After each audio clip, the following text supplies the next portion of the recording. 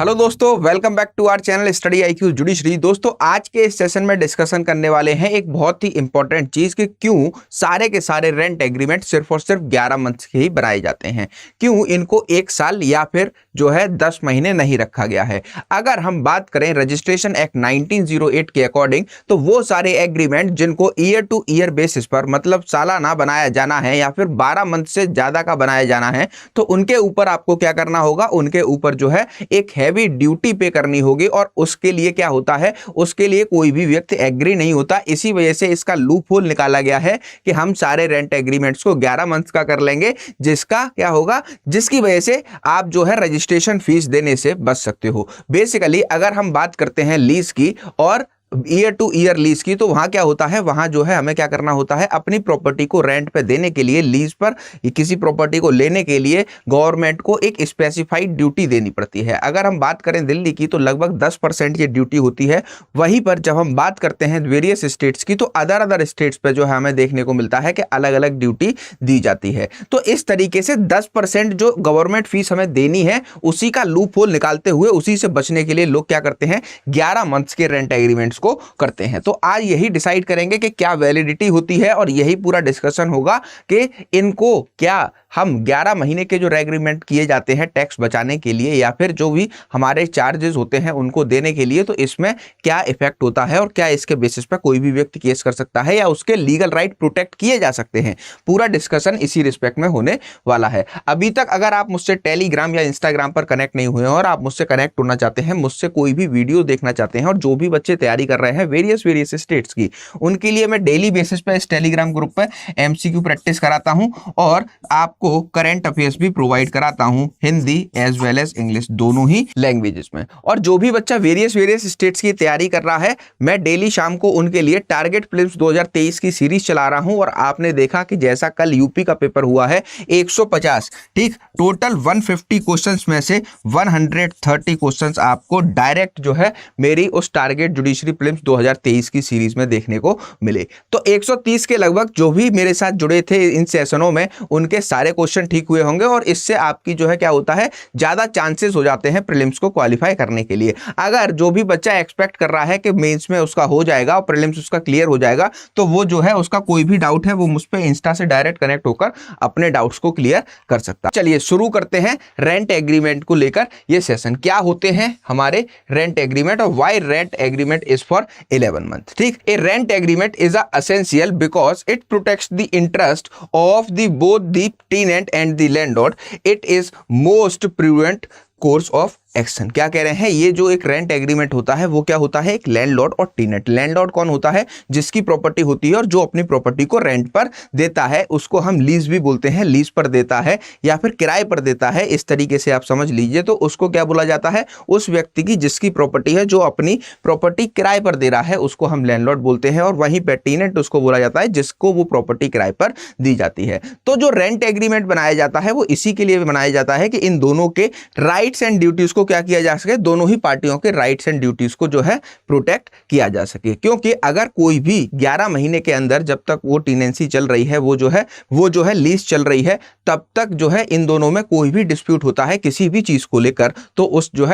उस जो है लीगल डॉक्यूमेंट के थ्रू, जो हमने रेंट एग्रीमेंट 11 महीने का बनाया है, उसके थ्रू वो जो है क्या कर सकते हैं, कोर्ट में अप्रोच कर सकते हैं और कोर्ट में जाकर वो जो है अपने डिस्प्यूट्स को इजीली सॉल्व कर सकते हैं। Moving ahead, what is rent agreement, क्या होते हैं रेंट एग्रीमेंट, पहले ये समझना है। और उसके बाद क्यों ये सिर्फ और सिर्फ 11 मंथ के बनाए जाते हैं इंडिया में, उसका भी मैं आपको पूरा का पूरा एक्सप्लेनेशन देने वाला हूं। A rent agreement is a document that contains the terms and condition that the property owner specify when renting out a property. It is also defines the legal relation between the two parties and state their respective obligation। ठीक, तो यहाँ पे क्या बता रहा है, यहाँ पे रेंट एग्रीमेंट क्या होता है, एक पार्टी जो अपना कोई भी प्रॉपर्टी या कोई भी लैंड किसी को किराए पर देना चाहती है, उसके राइट्स बताता है कि अगर कोई भी व्यक्ति उसका राइट प्रॉपर्टी को यूज करेगा तो उसका जो है क्या क्या राइट्स होंगे और ओनर क्या क्या कर सकता है। ऐसे ही दूसरे जो है जिसने वो प्रॉपर्टी रेंट पे ली है, उसकी भी राइट्स और ड्यूटी बताएगा कि वो जो है अपने रेंट पीरियड में कभी भी जो है टाइटल क्लेम नहीं करेगा प्रॉपर्टी का, और ये ड्यूटीज हैं जो उसको फॉलो करनी होंगी और किस व्यक्ति को जो है क्या क्या चार्जेस पे करने होंगे, ये सारा का सारा रेंट एग्रीमेंट में लिखा होता है। अब ये सवाल उठता है कि रेंट एग्रीमेंट में ये सारी चीजें लिखे होने के बावजूद हम इसको रजिस्टर्ड क्यों नहीं कराते, क्यों इंडिया में रेंट एग्रीमेंट हमेशा 11 मंथ के ही किए जाते हैं। बेसिकली जो इंडियन रजिस्ट्रेशन एक्ट 1908 है उसके सेक्शन 17 के अकॉर्डिंग अगर कोई भी व्यक्ति क्या करना चाहता है, लीज करना चाहता है अपनी प्रॉपर्टी को या फिर कोई भी उसका रेंट एग्रीमेंट करना चाहता है, तो उसको क्या करना होगा, लगभग जो है 10% रजिस्ट्रेशन चार्जेस देने होंगे कि उन्होंने कोई भी रेंट एग्रीमेंट साइन किया है। अब ये 10% चार्जेस को बचाने के लिए ही पार्टीज क्या करती हैं, पार्टीज जो है 11 महीने का रेंट एग्रीमेंट करती हैं, क्योंकि रजिस्ट्रेशन एक्ट हमें बताता है कि अगर आप 12 महीने या उससे एक दिन भी ज्यादा का एग्रीमेंट करते हो किसी भी पार्टी के साथ लीज के लिए या फिर किसके लिए, दूसरा रेंट के लिए, तो आपको क्या करना होगा, आपको उसका रजिस्ट्रेशन कंपलसरी है। और रजिस्ट्रेशन कराने जब आप रजिस्ट्रार ऑफिस जाते हो तो वहां पे जो है आपको वेरियस स्टेट्स में अलग अलग फीस है, कहीं 8% ली जाती है, कहीं 7% ली जाती है, दिल्ली में जैसे 10% ली जाती है और एमपी में 8% ली जाती है। तो इन्हीं जो है 10% के मार्जिन को बचाने के लिए प्रॉपर्टी ओनर और जो भी प्रॉपर्टी को लीज पे लेता है टेनेंट दोनों आपस में सहमत करते हैं और एक 100 रुपए के स्टाम्प पेपर पे अपनी सारी कंडीशंस को लिख लेते हैं कि मैं इस शर्त पे ये प्रॉपर्टी इस व्यक्ति को देना चाहता हूं, और जो व्यक्ति उसको लेता है वो भी जो है क्या उन सारी कंडीशंस को स्पेसिफाई करके दोनों के सिग्नेचर कराए जाते हैं और उनका रेंट एग्रीमेंट बना दिया जाता है। 10% आपको इस तरीके से बहुत छोटा अमाउंट लग रहा होगा, लेकिन जहां पे ट्रांजैक्शन होता है कि 10 लाख रुपए मंथली रेंट देना है, तो एक साल का जो रेंट बना वो कितना बना, 12 महीने होते हैं, 1 करोड़ 20 लाख रुपए बना। तो उसका अगर आप 10% निकालोगे तब आपको समझ में आएगा कि 10 लाख रुपए आपको क्या करना है, 10 लाख रुपए आपको गवर्नमेंट को देने हैं अगर आप कोई भी रजिस्टर्ड लीज डीड या रेंट डीड साइन करते हो। तो इन्हीं सब चीजों को बचाने के लिए जो 12 महीने से अगर आप एक दिन पहले का रजिस्ट्रेशन एग्रीमेंट साइन कर लो, उस पे क्या है, हमारा जो इंडियन रजिस्ट्रेशन एक्ट 1908 है, कोई भी ऑब्लिगेशन नहीं लगाता कि उसको आपको कंपलसरी रजिस्टर्ड कराना है। तो इसी वजह से इसी चीज का लूप होल ढूंढते हुए इसी चीज को जो है कि किसी व्यक्ति को जो है क्या नहीं करना पड़े, किसी भी व्यक्ति को यहाँ पे कोई भी चीज नहीं पे करनी पड़े as a tax to the government. इसी वजह से सारे रेंट एग्रीमेंट्स इंडिया में 11 मंथ्स के किए जाते हैं, लेकिन सारे नहीं, जो भी छोटे मोटे अमाउंट्स के होते हैं वो किए जाते हैं। लेकिन जहां पे ऐसा पीरियड होता है कि 5 साल के लिए या 10 साल के लिए या फिर ईयर टू ईयर बेसिस पर कोई भी प्रॉपर्टी अपनी रेंट आउट करता है, तो उसके लिए वो रजिस्टर्ड रेंट डीड ही कराते हैं, क्योंकि उनके जो है क्या होते हैं, टेन्योर बहुत लंबे होते हैं। इसी वजह से ये सारी की सारी चीजें वो रजिस्टर कराते हैं। लेकिन बेसिकली जहां पर हम लोग देखते हैं कि एक मकान मालिक अपने यहां पे 2-3 किराएदारों को रखता है, वो कभी भी जो है रजिस्टर्ड रेंट डीड उसकी नहीं कराता है। Moving ahead, An 11-month lease does not require registration according to the Registration Act 1908. Registration of the rental agreement for 1 year or more is mandatory as per section 17 of Indian Registration Act 1908 के according। तो यहाँ पे specify बताया गया है कि जो भी अगर 12 मंथ से ज्यादा की या तो ईयर टू ईयर बेसिस पर या फिर 1 साल से ज्यादा, इसका मतलब 5 साल 10 साल 15 साल 20 साल की कोई भी प्रॉपर्टी लीज करता है, रेंट करता है, तब क्या करना होगा, तब उसको जो है रजिस्ट्रेशन कंपलसरी होगा। लेकिन उससे पहले के किसी भी टाइम पीरियड में आप कोई भी प्रॉपर्टी चाहे 2 महीने के लिए दे दो, चाहे 10 महीने के लिए दे दो, चाहे 11 के लिए दे दो, मैक्सिमम 11 है, अगर आप 3-4 महीने के लिए देते हो तो आपको किसी भी जो है एग्रीमेंट को रजिस्टर कराने की जरूरत नहीं है। Moving ahead, document of which registration is compulsory. कौन कौन से ऐसे डॉक्यूमेंट है रजिस्ट्रेशन एक्ट 1908 के अकॉर्डिंग जिनका रजिस्ट्रेशन हमें कंपलसरी बताया गया है। The following documents shall be registered if the property to which they relate situated in the district in which and if they have been executed on or after the date on which Act number 16 of 1864 or the Indian Registration Act 1866 or the Indian Registration Act 1871 or the Indian Registration Act 1877 or this act came into force, namely Registration Act 1908 की बात कर रहे हैं। Lease of immovable property for year to year और for any term exceeding 1 year और reserve a yearly rent. ठीक, यहां पे क्या समझाया गया है, यहां पे समझाया गया है किसी भी इमूवेबल प्रॉपर्टी की लीज, ठीक, अगर ईयर टू ईयर हो रही है या फिर किसी भी ऐसे टर्म के लिए हो रही है जो 1 साल से ज्यादा है, या फिर रिजर्विंग अ ईयरली रेंट, ईयरली रेंट को जो है ज्यादा उसका रिजर्व किया जा रहा है। तो ऐसे केसेस में क्या होगा, ऐसे सारे केसेस में उस प्रॉपर्टी का जो है क्या किया जाएगा, रजिस्ट्रेशन कंपलसरी कराया जाएगा, चाहे वो कितने भी पीरियड की लीज हो, 1 साल से ज्यादा की अगर होती है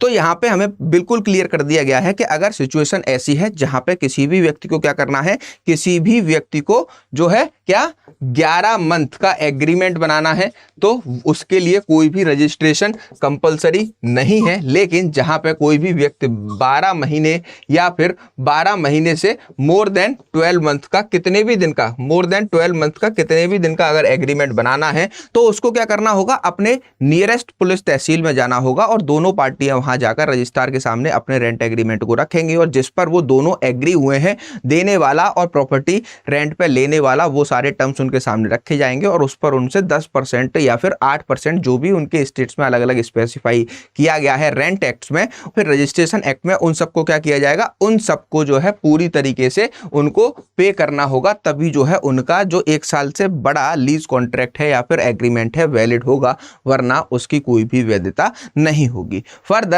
as per the Rent Control Act, the parties involved in creation of an 11-month lease agreement are not required to pay any stamp duty और registration fees। ठीक, तो जो रेंट कंट्रोल एक्ट है वेरियस स्टेट के, आप जैसे देखोगे UP rent control act, MP rent control act, Delhi rent control act, Haryana rent control act, Punjab rent control act, Rajasthan rent control act, तो स्टेट गवर्नमेंटों ने अपने अपने रेंट कंट्रोल एक्ट बना रखे हैं। तो उनमें ये स्पेसिफिकली लिखा गया है कि अगर कोई भी पार्टी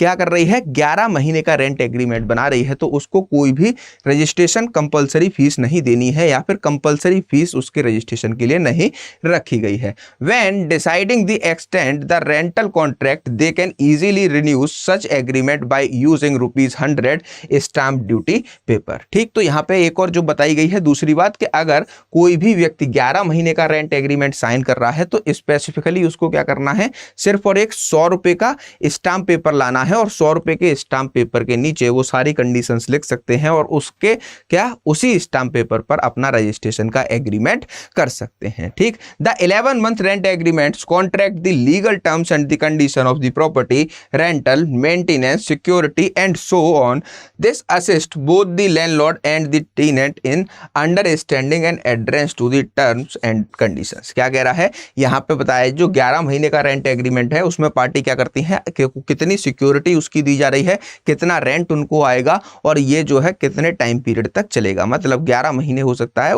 उससे कम भी हो, सारे के सारे पार्टीज के अधिकार के जिस तरीके से बिल्डिंग दी जा रही है टेनेंट को उसी कंडीशन में वापस ली जाएगी। तो ये सारी की सारी चीजें जो है ₹100 के स्टाम्प पेपर पर बनाकर 11 महीने के किराएनामे इंडिया में बनाए जाते हैं। Further, a rent agreement for 11 month must be renewed within 30 days of its expiration date. If not, the landlord can file a lawsuit against the tenant and have them the evicted legally. क्या कह रहे हैं यहाँ पे बताया जा रहा है कि सिचुएशन ऐसी है कि जहां पे 11 महीने का रेंट एग्रीमेंट खत्म हो गया है तो दोबारा से पार्टीज क्या कर सकती हैं, दोबारा से विद इन 30 डेज जो है क्या करेंगी, दूसरा रेंट एग्रीमेंट 11 महीने के लिए साइन कर लेंगी। लेकिन अगर उसके बाद कोई भी व्यक्ति उस लैंडलॉर्ड से रेंट एग्रीमेंट नहीं साइन कर रहा है 30 दिन के अंदर और प्रॉपर्टी नहीं खाली कर रहा है, तो इसमें लैंडलॉर्ड के पास एब्सोल्यूट राइट आता है कि वो क्या कर सकता है, लॉ सूट फाइल कर सकता है और अपनी प्रॉपर्टी को जो है खाली करा सकता है। The 11 month lease agreement does not need to B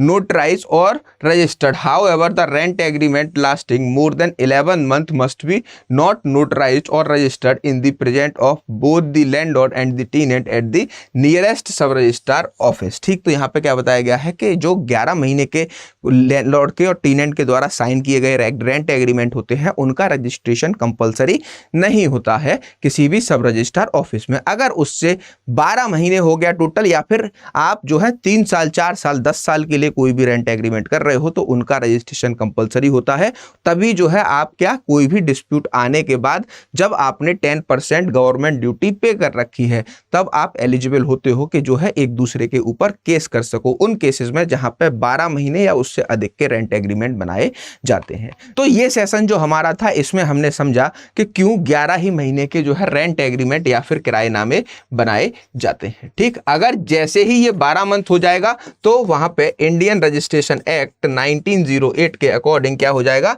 जो इनका रजिस्ट्रेशन है वो जो है कंपलसरी हो जाएगा। और जैसे ही रजिस्ट्रेशन कंपलसरी हो जाएगा उसके बाद आपको जो है जो भी रजिस्ट्रेशन फीस होती है सब रजिस्ट्रार ऑफिस की, एसआर ऑफिसर्स की, वो पे करनी पड़ती है। और इसी चीज से बचने के लिए पार्टीज क्या करती हैं, हिंदुस्तान में या इंडिया में 11 महीने के रेंट एग्रीमेंट करती हैं। आई होप ये सेशन आपको अच्छा लगा होगा और पसंद आया होगा। इस तरीके के सेशन लेकर मैं आपके लिए आता रहूंगा। मिलते हैं नेक्स्ट वीडियो में। Thank you for watching.